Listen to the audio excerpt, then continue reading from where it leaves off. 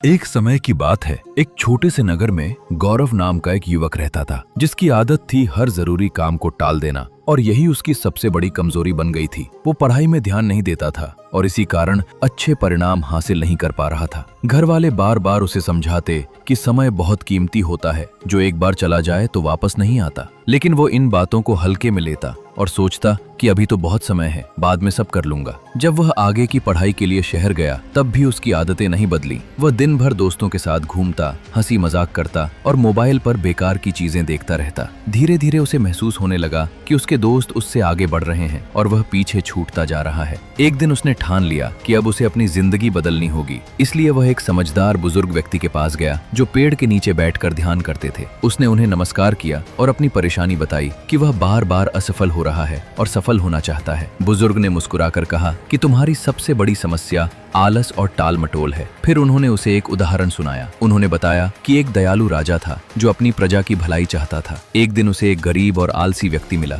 जो हमेशा अपनी परेशानियों के लिए दूसरों को दोष देता था। राजा ने उसे एक मौका दिया और कहा कि आज सूर्यास्त से पहले महल पहुंच जाओ। जितना धन तुम उठा सकोगे वह तुम्हारा होगा। ये सुनकर वह व्यक्ति बहुत खुश हुआ और घर जाकर अपनी पत्नी को बताया। पत्नी ने उसे तुरंत जाने को कहा, लेकिन उसने सोचा पहले खाना खा लेता हूँ। खाना खाने के बाद उसे नींद आ गई और वह सो गया। जागने के बाद वह जल्दी जल्दी निकला, लेकिन रास्ते में थक कर एक पेड़ के नीचे बैठ गया और ठंडी हवा के कारण फिर सो गया। इस बार वह काफी देर तक सोता रहा और जब उसकी आंख खुली तब तक देर हो चुकी थी। वह भागते हुए महल पहुंचा, लेकिन सूर्यास्त हो चुका था और महल के दरवाजे बंद हो चुके थे। इस तरह उसने एक बड़ा अवसर सिर्फ अपनी लापरवाही और समय की कदर न करने के कारण खो दिया। ये कहानी सुनकर गौरव को अपनी गलती का एहसास हुआ। वह समझ गया कि अगर उसने समय की कीमत नहीं समझी तो वह भी ऐसे ही मौके खोता रहेगा। उसने बुजुर्ग को धन्यवाद दिया और उसी दिन से अपनी आदतें बदलने का फैसला किया। उसने काम को टालना बंद किया और पूरी लगन के साथ अपने लक्ष्य पर काम करना शुरू कर दिया। धीरे धीरे उसकी मेहनत रंग लाई और वह अपने दोस्तों से आगे निकल गया